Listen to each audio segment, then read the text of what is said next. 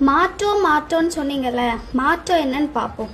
School பக்கத்தில் bus stand பக்கத்துலலாம் 717 பார்லாம் close பண்ணிக்க.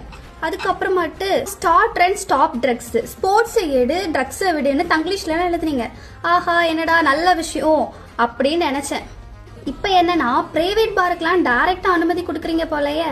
இதுல என்ன மாற்றம் வரப்போகுது? கவர்மெண்ட்ல இருக்கிற எல்லாத்தையும் மூடிட்டு பிரைவேட்ல கொண்டு வர்றதா உங்களோட மாற்றமா? கவர்மெண்ட் பார்ல 100 ரூபா 150 ரூபான்னு கொடுத்து வாங்கிட்டு இருந்தாங்க.